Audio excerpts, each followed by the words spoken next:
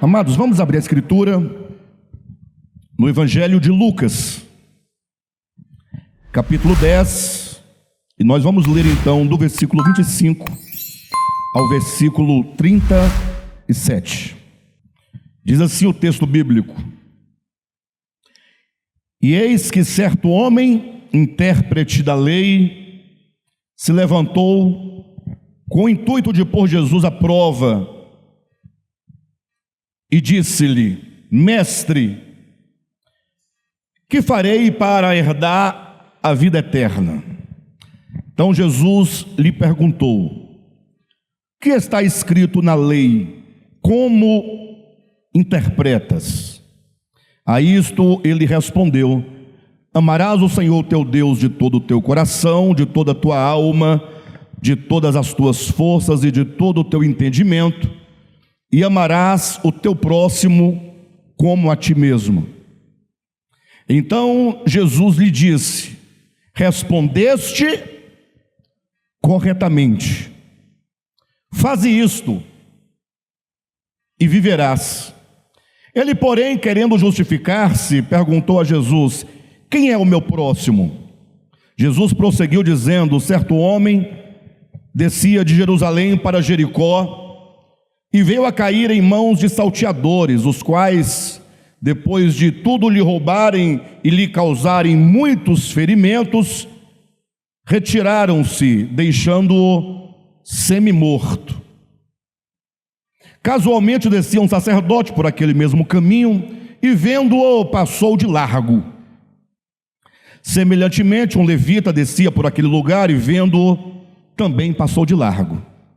Certo samaritano que seguia o seu caminho, passou-lhe perto e, vendo-o, compadeceu-se dele. E chegando-se, pensou-lhe os ferimentos, aplicou-lhes o óleo e vinho, e colocando-o sobre o seu próprio animal, levou-o para uma hospedaria e tratou dele. No dia seguinte, tirou 2 denários e os entregou ao hospedeiro, dizendo: cuida deste homem, e se alguma coisa gastares a mais, eu te indenizarei quando voltar. Qual desses 3 te parece ter sido o próximo do homem que caiu nas mãos dos salteadores? Respondeu-lhe o intérprete da lei: o que usou de misericórdia para com ele. Então Jesus lhe disse: vai e procede tu de igual modo. Queridos, nós estamos a caminho do Calvário. Lembram? Esse texto que acabamos de ler, nós começamos a falar desde o capítulo 9, versículo 57, quando Jesus, sabendo que era chegada a hora de partir para o Pai, manifestou num semblante a intrépida resolução de ir para Jerusalém, para se entregar nas mãos daqueles que iriam feri-lo, iriam matá-lo. E Jesus, a caminho de Jerusalém, ele vai falando muitas coisas. Ele está a caminho, ele está caminhando para a cruz, e neste caminho da cruz ele nos ensina muitas coisas. Já vimos que o caminho da cruz é o caminho do discipulado. Amém? É importante ressaltar: o caminho da cruz é o caminho do discipulado. Infelizmente, nós vivemos num país de cultura católica, protestante, evangélica, de cultura judaico-cristã. Eu digo infelizmente, porque apesar de ser uma coisa boa, nós podermos gozar de liberdade religiosa, de ter acesso à Bíblia a qualquer momento. Tem pessoas que fazem coleção de Bíblias, não é? Sempre que sai uma nova versão, com novos comentários, a pessoa compra, adquire, na sua estante tem 10, 11, 12, 15 Bíblias diferentes de comentários, Bíblia Pentecostal, Bíblia de Genebra, Bíblia de Scofield, Bíblia da Reforma, Bíblia Ave Maria, Bíblia isso e Bíblia aquilo outro. Apesar de nós termos liberdade de culto, você pode, a hora que você quiser, no lugar que você quiser, orar, cantar, agradecer, seja numa praça pública, seja num local de reuniões, não importa, você tem essa liberdade. Apesar de tudo isso serem coisas muito boas, o fato é que as coisas muito boas nos tornam um pouco indolentes. A verdade é que, como nós nascemos num país de uma tradição religiosa muito forte, isso nos enfraquece, porque nós não sofremos nenhuma pressão suficiente para nos fazer, em algum momento, decidir verdadeiramente, cada um de per si, decidir seguir ou não seguir a Jesus. Seguimos como as multidões seguiam a Jesus, não é? Por causa dos movimentos, por causa dos encontros, por causa das músicas, por causa dos milagres e por causa de tantas coisas. Mas imagine se hoje toda essa nossa história mudasse. Imagine hoje se porventura nós perdêssemos nossa liberdade de culto, né? Se agora ler a Bíblia fosse uma questão que envolvesse um direito seu que lhe foi tirado, e agora você é proibido de fazer isso ou aquilo outro referente à sua fé. A pergunta é: será que nós faríamos o que diante de uma situação como esta? Porque os nossos primeiros irmãos em Jerusalém, eles enfrentaram grandes perseguições, o que não havia nenhuma razão humana para que eles fossem discípulos de Jesus. Não havia nenhum entretenimento, nenhum encontro social agradável, não. Eles tinham que servir a Deus, movidos única e exclusivamente pela fé. Logo, falar de crente dentro do nosso contexto cultural, religioso, é uma coisa muito comum. Todo mundo é crente, de alguma maneira todo mundo é crente, mas crente porque você nasceu num lar evangélico.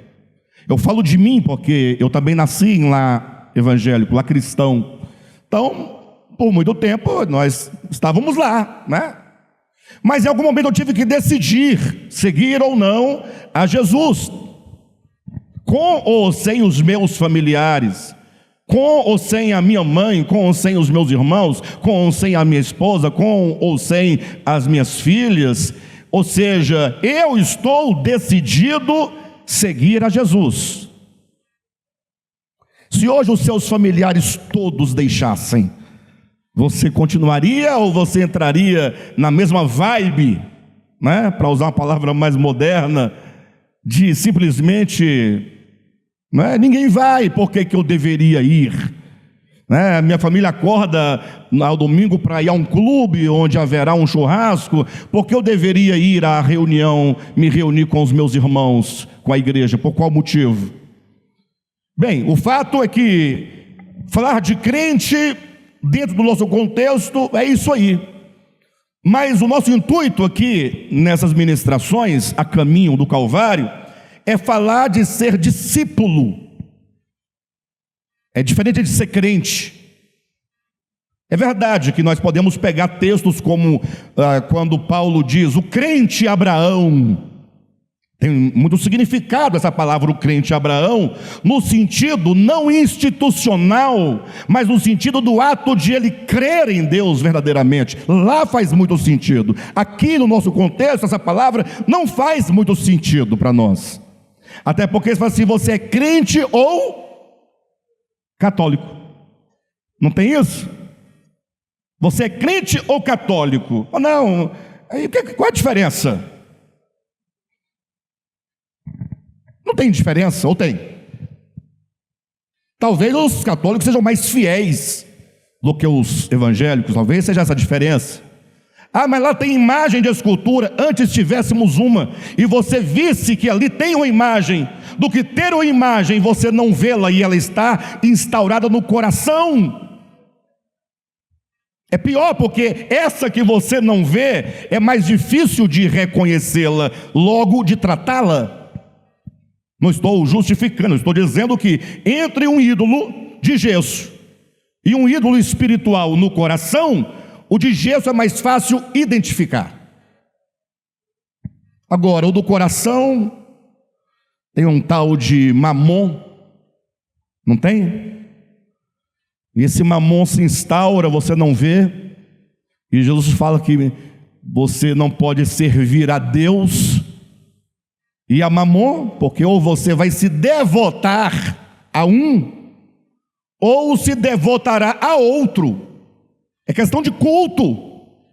Ou você se curva diante de um ou de outro. É um Deus, com D minúsculo, mas é intruso, mas é um Deus, é um ídolo, é aquilo em quem você deposita a sua confiança, é aquele para quem você dirige seus esforços, a quem você serve com a sua vida. A caminho da cruz, Jesus fala sobre o discipulado. Muito interessante isso. Semana passada nós falamos, né? A caminho da cruz, um homem se aproxima de Jesus e pergunta, ou diz: Senhor, seguir-te-ei para onde quer que tu fores. Jesus fala: olha, você deve saber que seguir as raposas às vezes é melhor do que seguir o Filho do Homem, a depender do seu objetivo, dos seus propósitos. Seguir um pássaro, porque eles pelo menos têm a casa onde se recolher. O Filho do Homem não tem onde inclinar a cabeça. Ou seja, o caminho do Calvário, ou seja, o discipulado, a vida do Evangelho, é uma vida despretensiosa de qualquer coisa dessa terra. É uma vida que é conduzida pela fé somente, sem nenhuma muleta, sem nenhum nada em que nos apoiar. É você ouvir a voz de Deus, o falar de Deus, o falar de Jesus Cristo, e se apegar ao falar, a verdade dita por Ele, né, como sendo aquilo que há de mais importante na nossa existência. E falar: eu vou seguir esta palavra do Senhor, porque Ele é a verdade. Ainda que seguir essa palavra, e eu falo ainda que, mas o fato é que não temos como escapar. Ao seguir a palavra, nós seremos destruídos, seremos destronados, não é? Nós teremos que abrir mão de nós mesmos. A caminho do Calvário, um homem se aproxima de Jesus. A Bíblia diz que era um mestre da lei. O que é um mestre da lei? Hoje nós não temos essa designação, não é? Mas um mestre da lei é um teólogo, alguém versado nas Sagradas Escrituras, é alguém versado talvez em grego, em hebraico, até aramaico, latim, né? É um Josué da vida. E esse homem, conhecedor das letras, diz a Escritura que ele se aproxima de Jesus a caminho da cruz, do Calvário, como que querendo testá-lo. Agora, em que consiste esse teste, né? Temos que pensar e perguntar em que consiste testar Jesus, e por que Jesus seria testado com uma pergunta dessa natureza. Ora, na verdade, o mestre da lei, ele queria expor Jesus publicamente, fazendo-o declarar que ele viera substituir, no sentido de retirar Moisés de cena, anulá-lo e instaurar uma nova verdade. E isso pensavam acerca de Jesus. Lembra que num dado momento Jesus disse lá no Sermão da Montanha: não penseis que eu vim destruir a lei e os profetas. Não, eu não vim destruir, eu não vim anular, eu não vim abrogar. Não. Afinal, a lei e os profetas, a Bíblia hebraica, no sentido pragmático da coisa em relação aos homens, era a palavra de Deus. Eu disse no sentido pragmático, do ponto de vista do homem, ao ver um livro sagrado, no qual consta ali, escrita a vontade de Deus. Logo, Jesus não pode trazer uma outra coisa. Ele diz: olha, eu não vim destruir, eu não vim anular, eu vim cumprir. A palavra cumprir ali, o verbo plerou, quer dizer, eu vim trazer o cumprimento, a execução. Na verdade, eu vim trazer a glorificação da lei e dos profetas.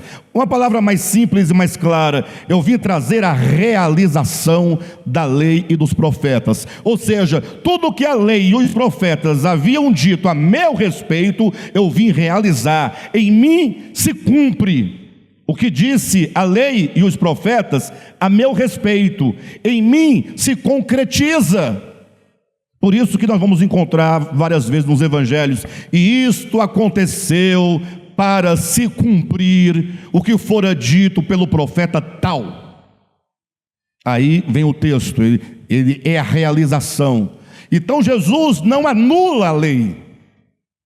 Não, a lei se cumpre nele. Não é que Jesus cumpre a lei nesse sentido legalista, ainda que ele o tenha feito.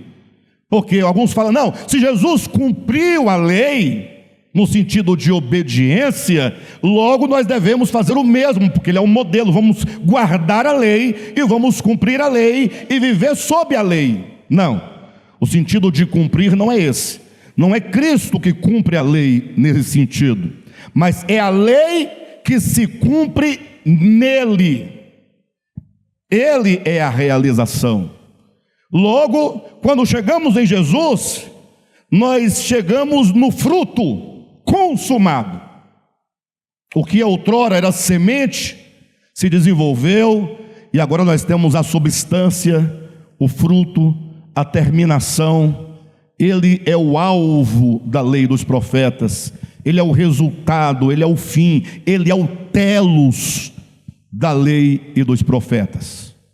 Só que o homem que dele se aproxima e pergunta algo a ele com o fim de testar, ele queria que Jesus criasse essa ruptura entre lei e evangelho, o evangelho, entre aspas, como uma nova doutrina, para colocar o povo contra Jesus.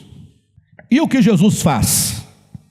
Ele chega para Jesus, portanto, e diz: mestre, essa é a pergunta que não quer calar, né, queridos? Pergunta que, tirando aí a tentativa de tentar a Jesus, a pergunta extraordinária: mestre, o que eu devo fazer para herdar a vida eterna? Ora, esquecendo as placas religiosas e tudo mais, a grande busca do homem é a vida eterna em Deus. Esquecendo as divisões de religiões, religião A, religião B, religião C, o fim, me parece, é o desejo que o homem tem de ser salvo, ou não? Agora, o problema é que se o fim, o desejo de cada um é a salvação, nós nos perdemos em muitas coisas religiosas em nome de Deus, e nos esquecemos que existe uma questão chamada vida eterna. E esse homem, portanto, como eu disse, a despeito da tentativa de tentar a Jesus, ele faz a pergunta que deve ser feita por cada pessoa sincera: o que eu devo fazer para ser salvo? Bem, eu não sei, talvez você não tenha essa dúvida. Ou talvez você não tenha também nenhum interesse em saber a resposta e nem em perguntar nada, porque você está preocupado com tantas coisas. Por que eu vou me preocupar com vida eterna se eu tenho que ganhar dinheiro, eu tenho que fazer isso, aquilo, outro, tanta coisa nesse mundo para a gente realizar? Ficar preocupado com vida eterna? Deixa isso para quem está em estágio terminal de uma doença grave. Deixa isso para quem está com 90 anos de idade e, eu sou jovem, sou novo. Mas não, abra os olhos, abra o coração. Você precisa fazer para si mesmo, para as Escrituras, para Jesus, o que eu devo fazer para ser salvo. E Jesus falou: bem, você é um mestre da lei, das Escrituras, logo você deve saber, está lá, não tem novidade. Jesus pergunta ao mestre da lei: o que diz a lei? Aí ele poderia falar tanta coisa que a lei diz, mas ele era um homem sábio. Esse mestre da lei, ele sabia que a lei, dentre os seus muitos aspectos políticos, religiosos, sanitários, ele sabia que, tratando-se de vida eterna, o que é diferente de qualquer estatuto, ou qualquer lei, mesmo lá do Antigo Testamento, que visava apenas a saúde do povo de Israel no deserto, por exemplo, uma época que as pessoas não tinham acesso a higiene como nós temos hoje, a médicos como nós temos hoje. Havia muitas leis ali apenas interessadas em preservar a saúde física daqueles indivíduos. Ou havia ali leis que diziam respeito à organização política do próprio povo de Israel enquanto uma nação teocrática. Mas tratando-se de vida eterna, o mestre da lei sabia que a lei tem uma síntese, que a lei ela não é tão complexa como as pessoas pensam que ela é, que tratando-se do aspecto espiritual, que diz respeito à sua alma, ao seu espírito, à sua consciência, à sua relação para com o Criador, o Eterno, a sua relação para com o seu semelhante, a lei ela se sintetiza enquanto um princípio vital e orgânico e aplicável a todos os homens, em todos os tempos e em todos os lugares. Quem hoje vai ler o Antigo Testamento vai se deparar com dezenas de situações da lei e que não faz nenhum sentido para você, que é não somente inaplicável, mas que se você tentasse reproduzir em obediência às letras da lei, você seria preso, mas não por obediência a Deus, não. Seria preso porque você vive num Estado democrático de direito, que está aprendendo ainda a respeitar o outro. Não é amar, não, é a respeitar o velho, respeitar a criança, respeitar o adolescente, respeitar a mulher, respeitar... que nós não sabemos, nós estamos ainda num processo de libertação dessa natureza animal, ainda somos ainda centauros no processo de transformação. Centauros, e se brincar, é corpo de homem e cabeça de cavalo, é o inverso. Porque se tivermos corpo de animal e cabeça de gente, já está de bom tamanho, aí pelo menos pensa alguma coisa. Mas o fato é que aquele escriba, ele sabia exatamente, aquele mestre da lei, que do ponto de vista da alma, isso serve para qualquer homem, qualquer lugar, qualquer tempo, que não é uma prerrogativa de nenhuma religião. É o fato de que a lei declara que a sua síntese é, primeiro, amar a Deus sobre todas as coisas. Amar a Deus com todas as suas forças, com todo o teu entendimento, com toda a tua alma, amar a Deus. Amar a Deus. Amar a Deus. Amá-lo. Não é sentimento, eu acho que eu estou apaixonado por Jesus. Para de bobagem. Não é sentimento, é reconhecimento. Saber que Ele é, saber que dele procede, saber que sem Ele você não havia, sem Ele você não estaria, sem Ele você não acorda, sem Ele você não abre os olhos. Saber que Ele é tudo, que Ele te envolve desde o ventre da sua mãe, e que Ele teceu célula por célula da tua existência. Ele é o vigor que te faz caminhar, Ele é a razão que te faz pensar, e logo eu tenho que amá-lo, porque amar a Ele é a única coisa que faz sentido para aquele que vive, que existe e se move nele. Amar a Deus acima de tudo. Cheguei num lugar ontem,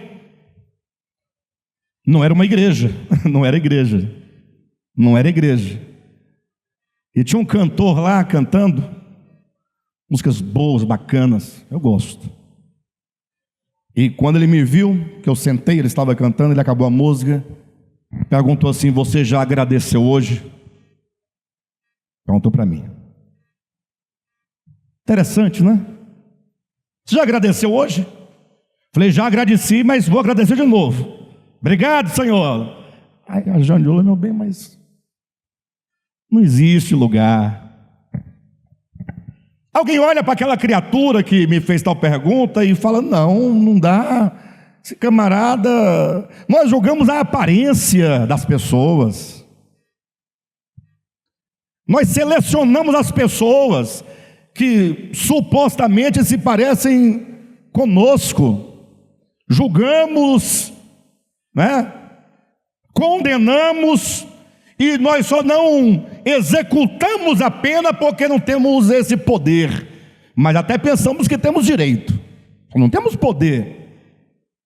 Aí ele olhou para o outro: e você já agradeceu? Agradeça a Deus, agradeça, mas só pode agradecer aquele que reconhece a Deus. E o homem continuou dizendo: e o outro mandamento, depois deste primeiro, é amar o teu próximo, como você ama a você mesmo. Isso é meio complexo.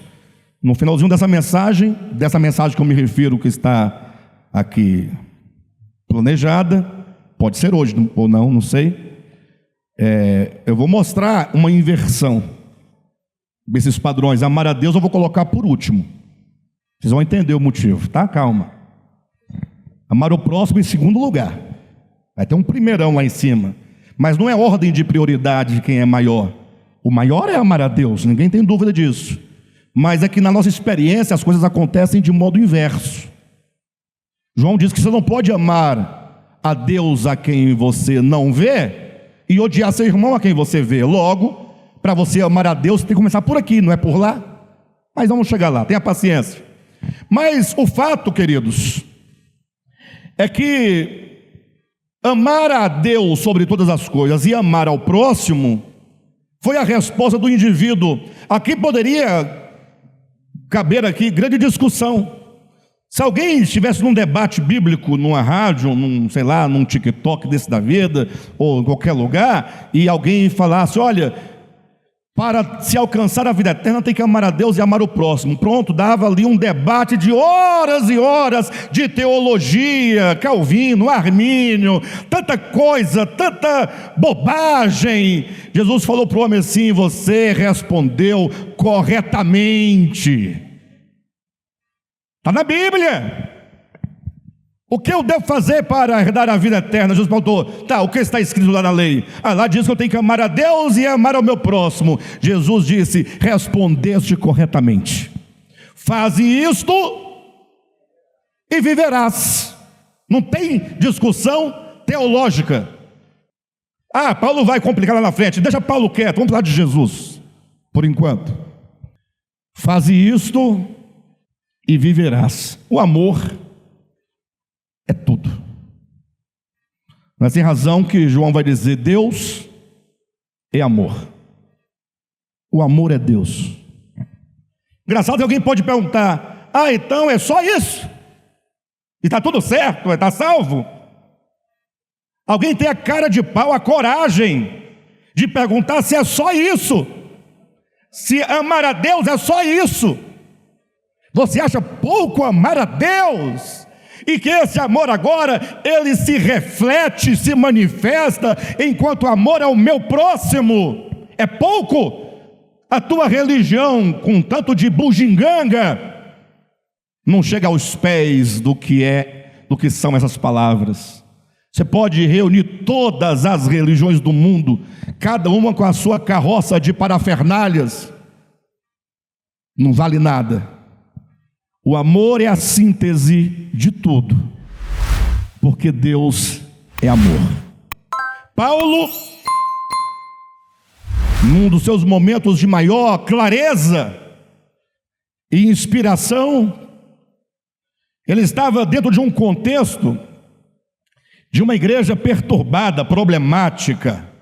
A igreja de Corinto era complicada, porque lá os irmãos tinham muitas preocupações, com tantas coisas, até com as coisas boas, porque falar de dons espirituais é coisa boa, ou não?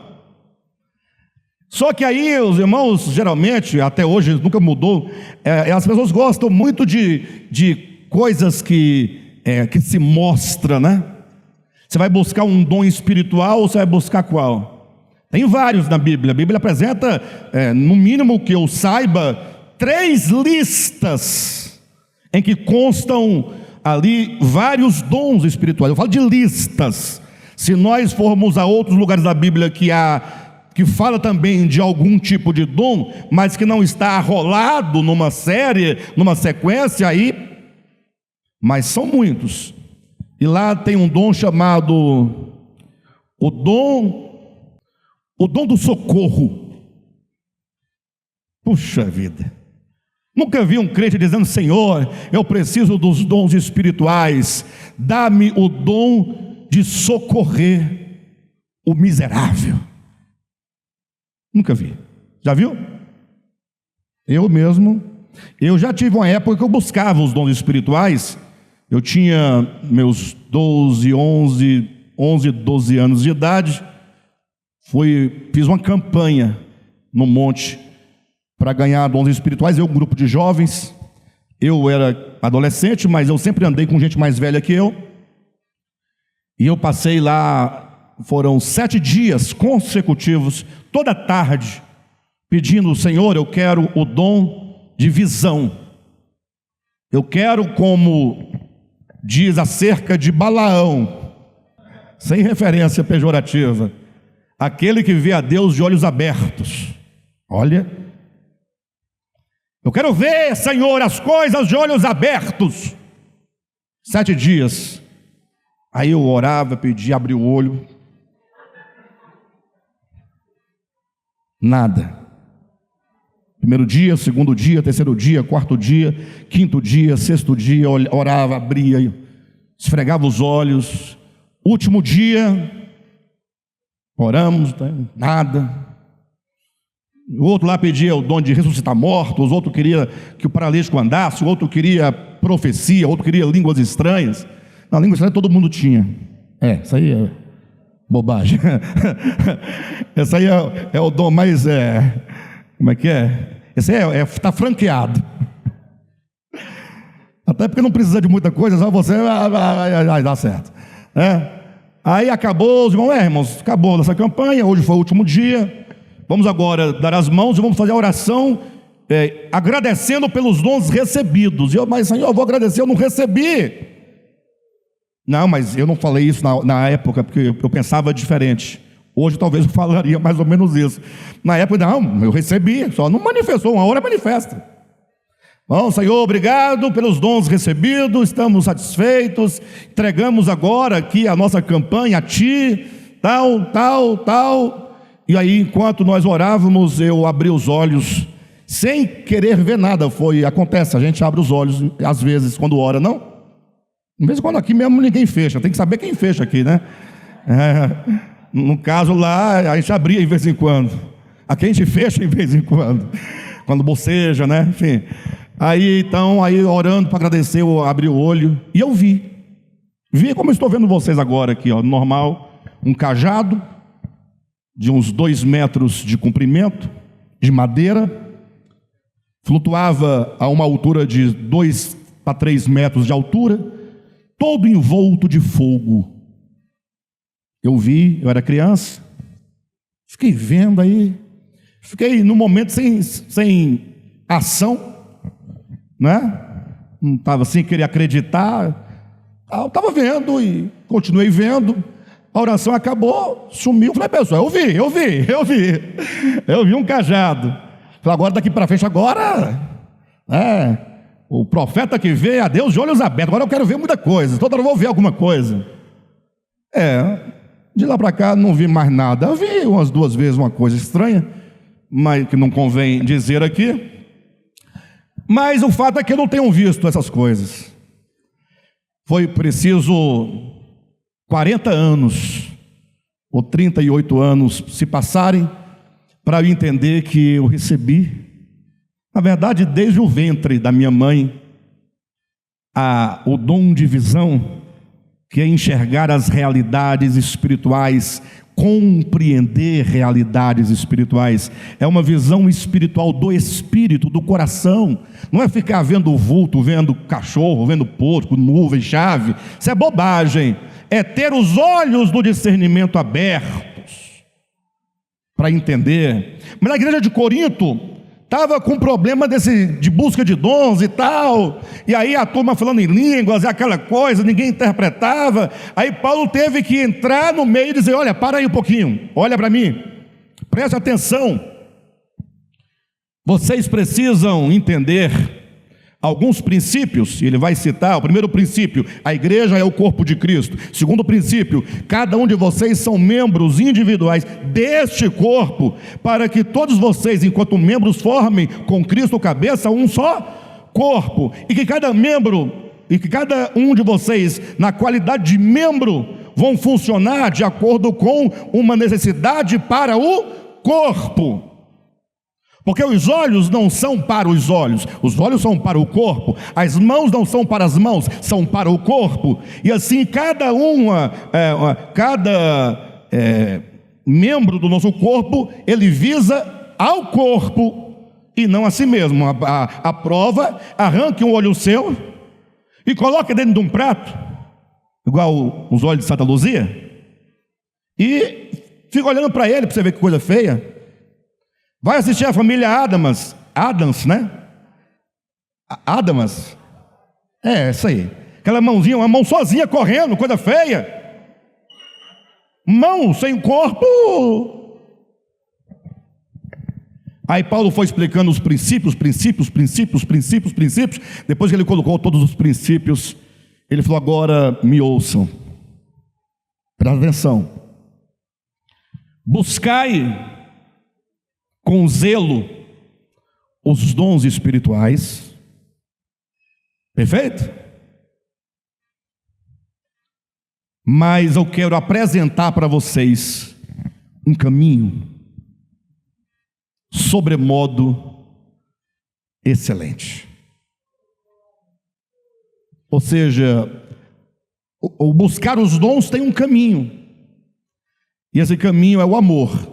Então, num momento de muita lucidez, Paulo escreve 1 Coríntios capítulo 13, e aí ele fala coisas que nós não gostamos de ouvir, porque para ele mostrar o amor como a síntese da lei, como a síntese dos profetas, como a síntese de tudo, como o fundamento de tudo,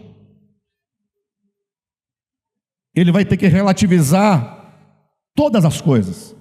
Ainda que eu tenha, ainda que isso aconteça, ainda que, se não tiver amor, de nada serve. Não tem o que fazer. Ah, mas eu quero dar os meus bens para os pobres. Tem amor? Não, é porque não serve para nada. Não, mas dê assim mesmo, não tem problema não. Você vai ficar sem os bens, uma pessoa vai ser beneficiada, mas para você não vai dar nada, bobagem. Não pare de dar por isso não. Uma líbia tem essa preocupação, né? Mas a verdade suprema é: sem o amor nada vale. O amor está acima das profecias, diz Paulo, está acima de todos os dons. O amor é o fundamento e a coroa de todas as coisas. E aí então ele vai dizer: olha, quando eu era menino, eu falava como menino, brincava como menino, eu fazia tudo como menino, mas a gente cresce, e quando a gente cresce, as coisas de menino passam. Logo ele vai dizer: havendo profecias, desaparecerão. Armínio e Calvino vão passar. Quando Jesus voltar do reino para frente, não tem mais discussão de Calvino e Armínio, Assembleia de Deus e Batista, Devap e não sei quem, bobagem. Paulo diz: olha, só há 3 coisas às quais você precisa se atentar. 3 coisas te são suficientes. Só 3. Você não tem nem as 3 ainda e já quer o que mais? A fé, a esperança e o amor. De boa, sem vocês têm fé? Tem. Bom, aqui tem, né? Nem que seja pequenininha, tamanho de um grão de mostarda. Mas tá, tem fé. Mas qual é o valor da sua fé? Vocês não entenderam, eu vou me fazer entendido. A sua fé tem prazo de validade. Sabia não? Porque quando o Senhor voltar, você não precisará mais da fé. A fé só é necessária enquanto nós vivemos aqui presos nesses sentidos do corpo que nos impedem de ver as coisas e as realidades espirituais e tudo mais. Hoje você tem que ter fé. Eu não vejo, mas eu tenho fé. Mas quando o Senhor voltar, a sua fé passará. Sabia disso? Passará por quê? Porque ela não terá mais necessidade. E vocês têm esperança? Esperança também tem prazo de validade, porque quem tem esperança espera por algo que não chegou. Quando chegar, não mais esperaremos. Paulo diz em Romanos capítulo 8, versículo 25, salvo engano. Então a sua esperança também tem prazo de validade. Agora, e o amor? Era antes de você? Você ama? Diga que sim. E você amará até quando? Por toda a eternidade. Logo, dos 3 mais importantes, o maior é o amor. Não é a síntese? É ou não é a síntese? Jesus disse: faze isto e viverás. Tudo o que você precisa é só de uma coisa: o amor, que está acima da fé. E por causa da fé nós fazemos inimigos. Por causa da fé nós ofendemos. Por causa da fé nós dividimos. Por causa da fé nós somos orgulhosos. Então fique com o amor. A fé vem de reboque, ou a reboque, se você preferir. Eu não estou relativizando nada. Estou dizendo que Paulo a tudo relativizou para mostrar o amor enquanto síntese. Não tendo mais o homem, mestre da lei, nada a dizer, quem vai dizer agora o que diante disso? Quem vai dizer o que? E chegamos, portanto, no caminho do Calvário, no ponto fulcral. Explico. No ponto nevrálgico. Ficou melhor, né? Não? Vocês escolhem fulcral ou nevrálgico. Tá bom. Chegamos no cerne, não. Chegamos no nervo ciático. Aí sente, né? Aí você sabe agora o que é, né? Quem já teve crise de nervo ciático sabe o que eu estou dizendo. No ponto crucial, essencial, fundamental da vida do discípulo, do caminho da cruz. Ou você entende agora ou não entende nunca mais. O homem olhando para Jesus falou: não, eu não posso sair envergonhado, eu tenho que ganhar alguma coisa dessa discussão aqui, desse enfrentamento.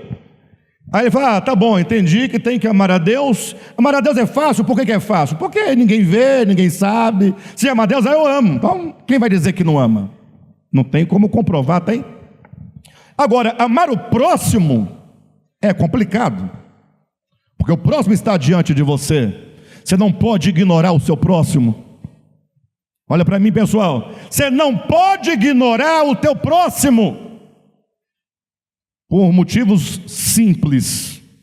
E quando eu sei que eu não posso negligenciar, eu não posso ignorar, eu não posso fingir que não sei, que não estou vendo o meu próximo, isso me pega de um jeito tão complicado, que eu preciso de um escape. Assim é o homem. Eu preciso de um escape. Porque se eu não tiver esse escape, eu vou ter que cair no chão prostrado, gritando, gemendo e dizendo: miserável homem que sou, quem me livrará do corpo dessa morte? E isso eu não quero fazer. Não, isso é muito humilhante. O que eu vou falar? E a minha religião serve para quê? Nem para me defender dessa hora? Não serve. Mas aí o homem tem uma estratégia, ele encontra um escape, e fala: é aqui que eu vou me ancorar. Tudo bem que eu tenho que amar o meu próximo, mas a grande questão não é que eu tenha que amá-lo, a grande questão é saber quem é o meu próximo. Pessoal, em nome de Jesus, os tempos mudaram, ou melhor, os tempos não mudaram, eles passaram, mas não mudaram. Quando o mestre da lei diz, presta atenção, quem é então o meu próximo? Nós temos que entender o contexto no qual ele faz tal pergunta. Se vocês lerem com atenção o Antigo Testamento, vocês vão observar que o povo de Israel, eles traziam consigo um sentido pragmático de próximo. Para o judaísmo, sobretudo a religião judaizante do tempo de Jesus, eles entendiam que o próximo não era qualquer pessoa. Eles entendiam que o próximo tinham pelo menos duas afinidades que fazia do outro o seu próximo. A primeira é a afinidade étnica. Você é filho de Abraão, de Isaac, de Jacó, é meu próximo. Mostra aí. Tem que trazer a marca da circuncisão. Mostra. Bora. Tá. É nosso próximo. Tem a circuncisão, tem o sábado, que é o sinal, é nosso próximo. Tinha essa afinidade étnica, marcada pela circuncisão. judeu legítimo, hebreu legítimo, e tinha a afinidade religiosa marcada pelo sinal, outro sinal. Você tem o sábado, porque só nós servimos ao Deus vivo. Criador, criou todas as coisas em 6 dias, o sétimo ele descansou, está no decálogo, não é? É lá o 4º mandamento. Você traz a marca espiritual, religiosa, sábado, trago. Então pronto, é nosso próximo.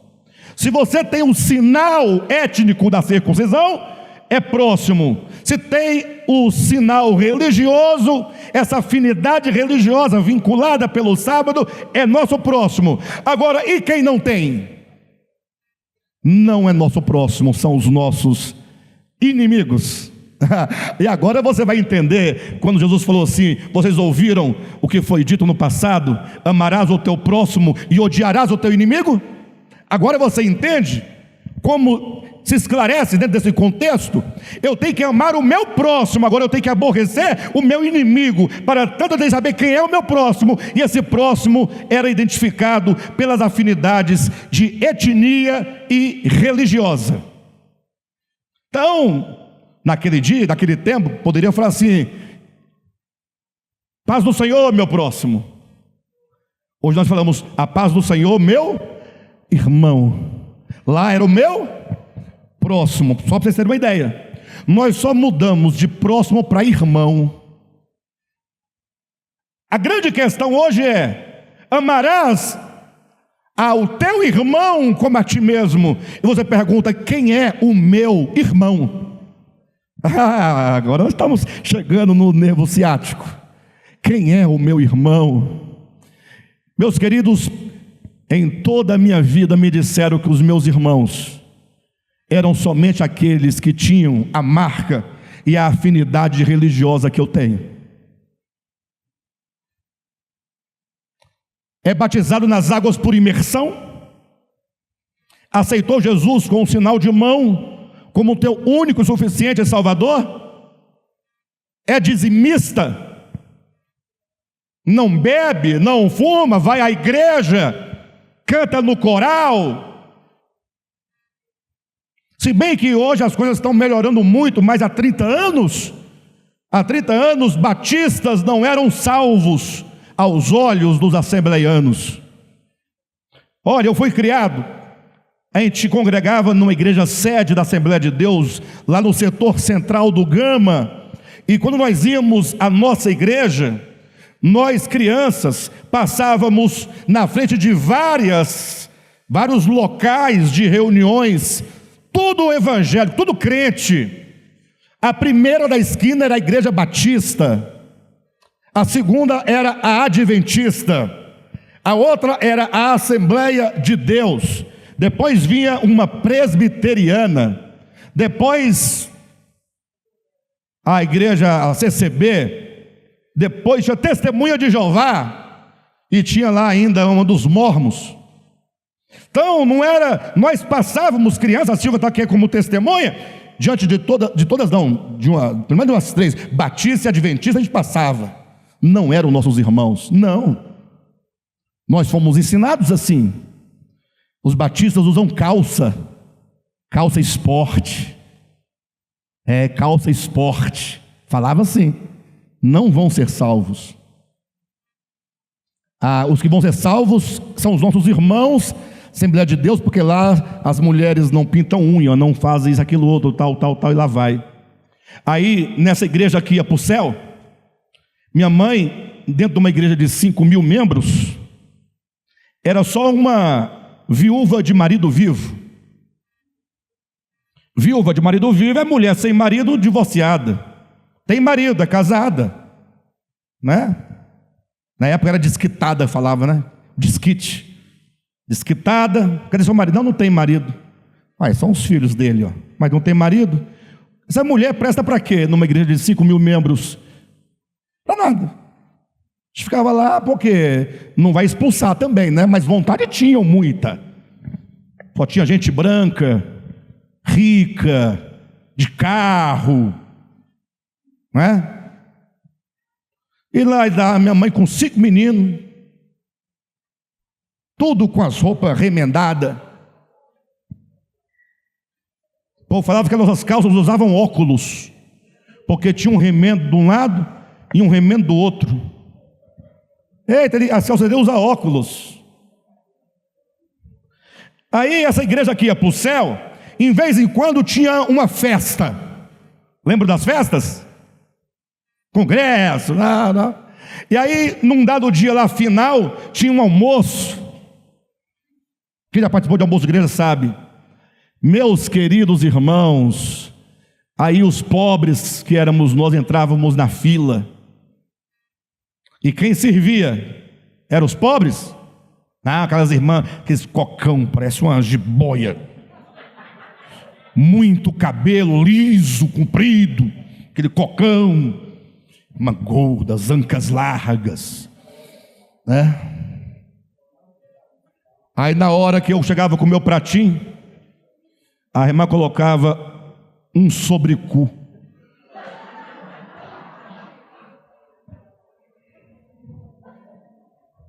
Vinha a Silvia atrás, uma costela de galinha, que nem tiraram o fígado de dentro, estava amargando.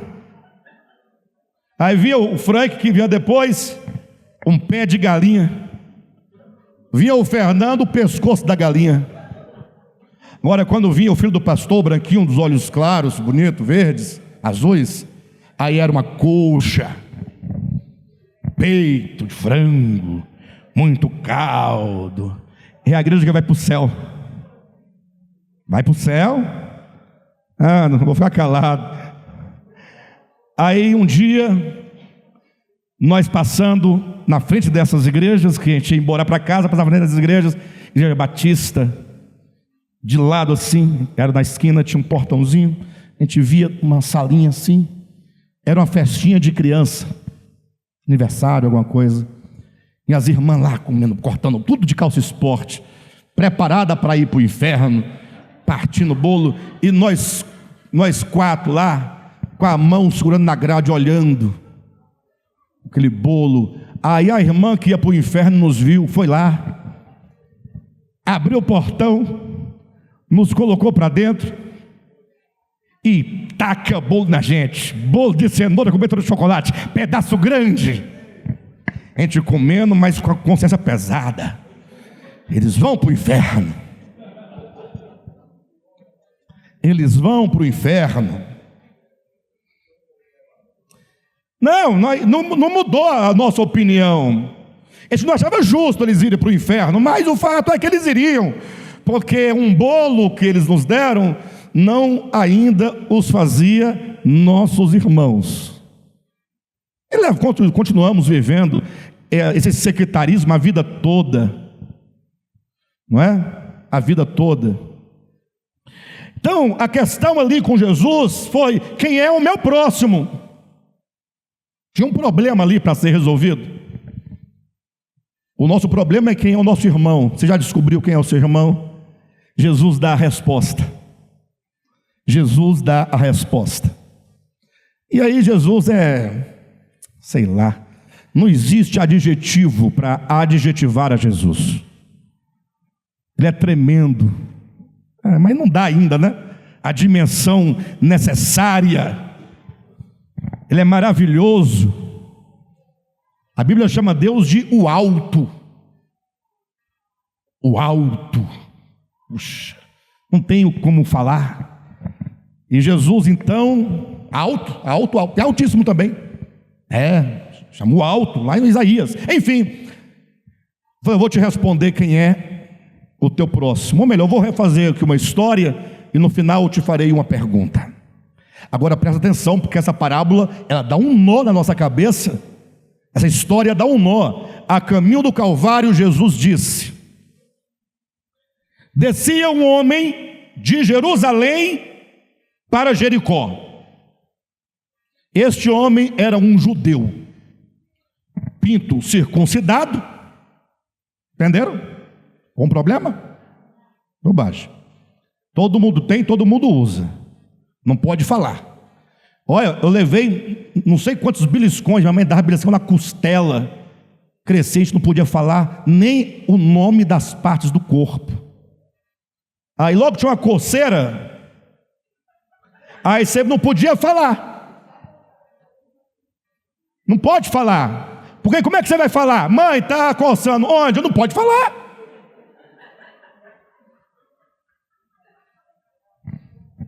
É pecado. Tadinha da minha mãezinha. Ela até hoje é assim. Até hoje. Meu filho, não fala isso. Eu falei, mãezinha, não vou falar o que não vou falar? Tá aí, ó.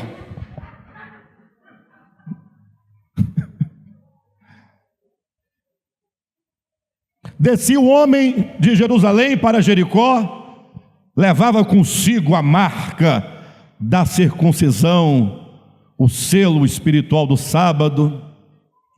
Descendo ele,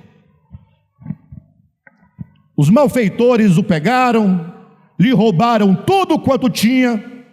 Não bastasse, deram-lhe uma surra bem dada, pancada na cabeça, nas costas, nas pernas, osso quebrado, sangue correndo, e esse homem foi jogado numa vala, e nessa vala ficou ali semi-morto.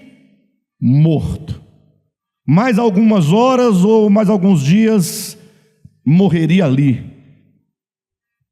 Jesus é prático, né? Tem negócio de teologia, tem esse negócio de hermenêutica, exegese, é uma bobagem. É um homem caído no buraco. Vem passando por esse caminho, quem? Um sacerdote. Bem, nós temos aqui vários motivos porque esse sacerdote deve socorrer o desgraçado. Primeiro, que ele é um sacerdote. Primeiro, dever moral e espiritual de socorrer. É sacerdote. E não olha para mim não. Você hoje é um sacerdote. Porque hoje nós vivemos o sacerdócio universal de Cristo. Tema da próxima conferência do ano que vem. Sacerdócio universal de Cristo é a economia de Deus. Mas vamos ficar aqui. Ele tinha que socorrer, porque afinal ele era o quê? Sacerdote. Segundo, o camarada que estava caído na vala era o irmão dele. Era o próximo dele no sentido das duas afinidades, religiosa e étnica. Quem está entendendo? Só que o dever religioso de cuidar da parafernália do templo, das bugigangas do templo, não lhe permitia. Ele tinha que matar um animal, sangrar o animal, oferecer sangue para Deus. Fumaça, queima depois o cabrito lá, o bezerro, a ovelha, e aí aquele cheiro de carne assada sobe, e Deus ia inalar cheiro de churrasco. Como Deus adora essas coisas, como Ele fica orgulhoso de ver esse sacrifício, como Ele ama. O sacerdote não pode socorrer o cachorro lá, o mendigo lá, o miserável, o desgraçado, porque ele tem esse serviço para prestar. O irmão dele. Ou seja, com essa historinha de irmão e de próximo, nós não socorremos nem os da própria fé. Que dirá de outra fé? Pai do Senhor, meu irmão, cria vergonha. Ele é seu irmão? Você fala mal dele? Você difama ele? E é teu irmão? O que você não vai fazer com aqueles que não são seus irmãos, hein? Puxa, se você faz isso com seu irmão, e o que não é irmão? Se o da sua igreja você trata deste modo, e o da igreja que vai para o inferno? Quem está entendendo? Tá bom, vamos dar um desconto, afinal, todo sacerdote é muito cheio de muitos compromissos. Mas em seguida vinha um levita. O levita é aquele que é o coroinha do padre, para vocês entenderem. É o cooperador, os cooperadores, ministério de louvor, aquele que desempenha uma função dentro do ambiente religioso. O diácono, melhorou? O obreiro. Ia passando lá o obreiro, viu o seu irmão caído, seu irmão, que trazia as marcas de afinidade do próximo, tudo certinho. Ele olhou, pensou, não, mas passou de largo. Jesus fala as palavras fortes, não basta dizer que ele passou de largo. Dane-se, tem que ajudar o pastor, ajudar o missionário, ajudar o bispo, tem que ajudar no sacrifício, no sacerdote. Afinal, Deus está carente de mais cheirinho de fumaça e mais sangue. Deus bebe sangue, Deus gosta de sangue. Matando o animal não pode nem gemer, escolhe aquele animal que se entrega, mas Deus gosta da carnificina, do sangue. Que maravilha. Mas Deus manda, quer se dane para lá, deixa meu sacrifício aqui. Estranho, não? Bem, está provado até aqui na parábola que os irmãos não socorrem seus irmãos, e que o próximo vem com essa conversa de próximo, mas na hora mesmo não tem próximo nenhum. Só que a parábola só está na metade. Jesus continua dizendo, tá? Mas vinha passando também por esse caminho um não próximo daquele, um samaritano. Samaritano não é irmão do outro, porque, vocês sabem, há uma rivalidade étnica e religiosa com esses dois irmãos. O judeu acusava o samaritano de ter perdido a sua pureza étnica. Estão entendendo?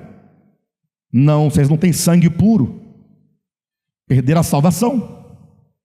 O que fazer para entrar na vida eterna? Mas você não seja judeu, você não é? Não dá.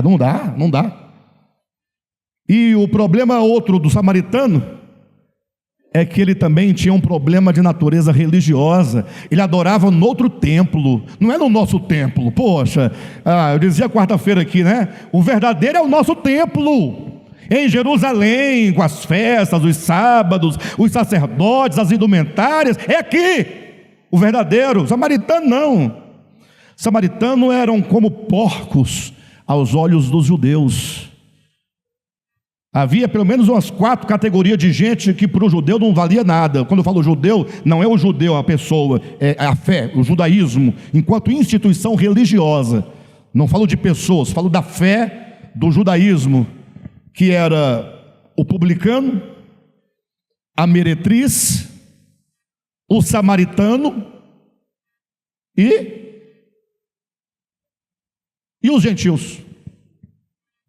Isso aí, ó. Mas ao passar aqui um samaritano, que não tinha nada a ver do ponto de vista étnico-religioso, que não tinha o dever moral da afinidade, de proximidade, de ser próximo do outro, ele podia ir embora tranquilo do ponto de vista prático. Agora, tá vendo aí? Agora se vira, chama até os próximos lá para te ajudar. Eu não sou próximo, está justificado se eu não te socorrer. O problema é que o samaritano, quando viu, sentiu dores intestinais.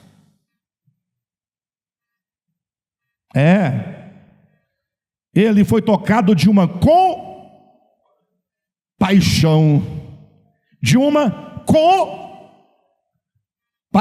paixão é patos, é dor, é sofrimento.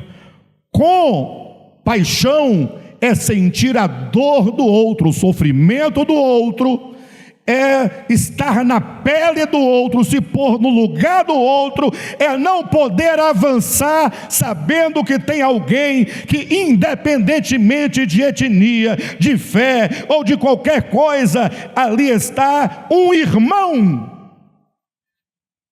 Quem são os samaritanos de hoje? Os católicos. Nós somos evangélicos, os católicos vão para o inferno. Sim ou não? Mas até que dá para conviver com um católico, dá. É parecido com a gente, né? É parecido, tem Jesus, né? Aqui tem Maria, mas não é aquela Maria, mas É Maria, mãe de Jesus, aí está tudo certo. Tem Paulo, João, Pedro, Tiago, tem a Bíblia e tal. Tem 7 livros a mais, mas parece com a nossa Bíblia. Tá bom, dá, ainda dá. Agora, espírita, Allan Kardec, linha branca. Mas linha branca, mas... Não dá, não. Demônio, tem demônio. Espírito. Demônio. Essa turma não tem jeito, é inferno mesmo. Mas ainda dá para conviver, ambiente de trabalho. Só não falar de religião, em vez de leva sente um arrepio para saber da pessoa, arrepia todo, mas tá tudo bem, ainda dá, não dá, pessoal? Linha branca, poxa, ainda dá. Não é tão normal, mas dá. Agora, foi pro lado da Umbanda, rapaz, aquelas guias, vestido de branco, colocar um turbante então, né? Aí pronto, sai a renda, acarajé, né? Aí não dá, aí não. O sangue de Jesus tem poder, Satanás. Aí para o inferno. Os umbandistas vão para o inferno ou não vão? Estou perguntando para vocês. Vocês não sabem responder? Bem, a melhor resposta é não cabe a nós nenhum tipo de juízo. Você não tem que dizer que vai nem que não vai, porque nós não sabemos, você não sabe nem se você vai. A melhor coisa, mas não cabe a nós nenhum juízo, nenhum. Não julgueis, para que não sejais julgados. E se o camarada, além de... Não, bandista já ficou para trás, agora é candomblé, aí piora. Babalorixá, pau quebra. E se for, eu queria usar um termo bem pejorativo para ofender vocês. Por que para ofender? Porque só quando a gente ofende, você sente alguma coisa. Com todo o respeito aos homossexuais, mas eu queria usar uma palavra assim meio... para ver se... O Josué um dia desse falou bunda aqui, coisa feia. Falasse popô, Josué, popô. Além de babalorixá, aí acabou, meu irmão. Acho que até o diabo perdeu o lugar para essa pessoa. Vai tomar o lugar do diabo, vai tomar o trono de Satanás essa pessoa. Travesti, transexual, não pode ser os nossos irmãos. Não pode. São samaritanos, os imundos, os destituídos da graça, os pecadores, os inimigos de Deus e os nossos inimigos. Passava um samaritano, e esse samaritano sentiu dores profundas, e ele não podia continuar o seu caminho. Ele desceu até onde estava o seu não próximo, dentro do conceito estabelecido à época, e a Bíblia diz que ele pensou os sofrimentos, as feridas. Não é que ele pensou no sentido de pensar, mas ele sentiu quanto estava doendo aquele homem, as suas feridas, os seus machucados, o quanto doía. E ele se abaixou e ele pensou: tenho que colocar aqui um pouco de vinho cura, e vai doer um pouquinho. Ele diz: olha, vai doer, mas aguenta um pouquinho, é só um pouquinho que vai doer. Daqui a pouco eu vou derramar o óleo, e o óleo vai umidificar, umedecer as feridas e vai parar de doer. E ele pega vinho, que é um produto caro, e ele joga, ele derrama. Outra palavra ruim, ele desperdiça. Vinho não é para ser jogado em ferida, é para beber, ficar embriagado, criar contenda, problema. Não é ou não é? Vinho não era chapinha não, nem sangue de boi não. Era um Chateau do Valier. Bem, não sei qual vinho era. Era um bom vinho. Derramando vinho, Se alguém visse, falando, não faça uma coisa dessa, moço, o homem vai morrer daqui a pouco e o seu vinho vai para onde?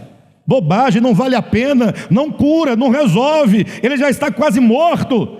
E ele derramou o vinho enquanto remédio, depois pegou o óleo, outro bem precioso, e foi untando as feridas, umidificando, para elas não estourarem, para não romper a carne, para não rasgar. Aqui estava um ser humano, e depois de fazer todo esse procedimento, falou, você está melhor? E o camarada só piscou as pestanas, ele colocou sobre o seu próprio cavalo, conduziu-o até uma hospedaria, e disse, cuida deste homem para mim.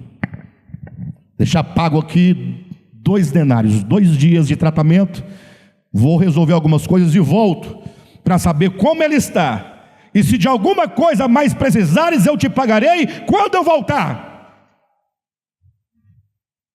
Todo mundo silêncio, olhando para Jesus contar essa história. E Jesus, agora voltando-se para o homem da lei, fez uma pergunta inusitada. Quem lembra a pergunta que o homem fizera para Jesus, que dera origem a essa parábola? Não, a pergunta que deu origem à parábola. Ele perguntou para Jesus, quem é o meu próximo? Jesus agora vai responder perguntando, você, mestre da lei, eu te pergunto, desses 3 que passaram no caminho, olha a pergunta, qual destes 3 te parece ter sido o próximo do homem que caiu na vala? A pergunta não é quem é o meu próximo, é você é o próximo de quem? Inverteu.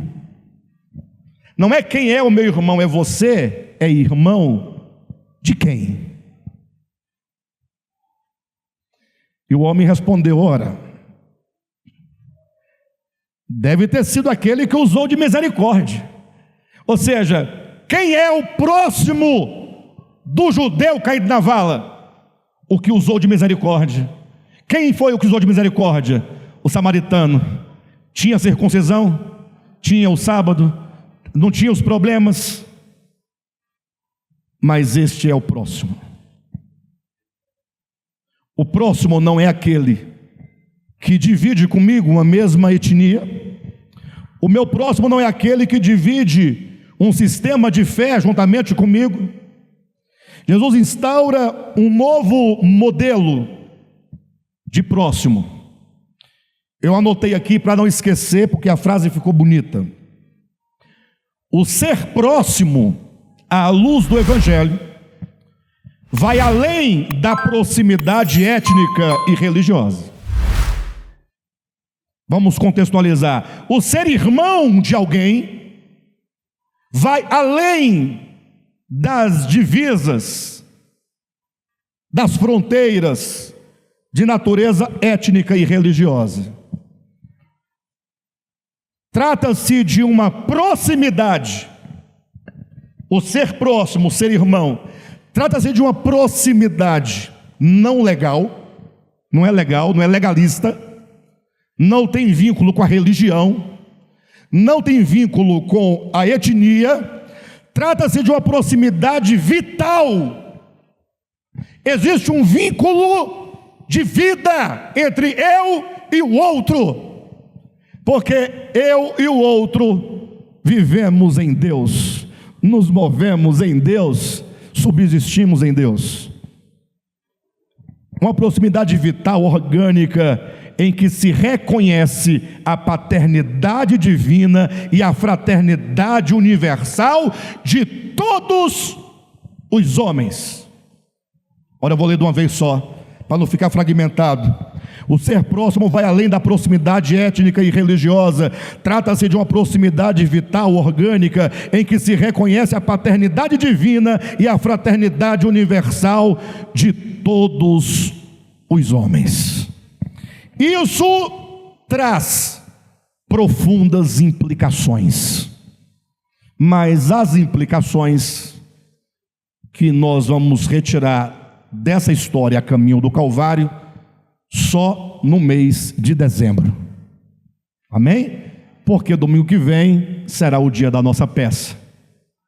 Primeiro domingo, em dezembro eu vou continuar, se Deus me permitir, trazendo as implicações, e será exatamente o momento em que nós vamos falar sobre a inutilidade do amor.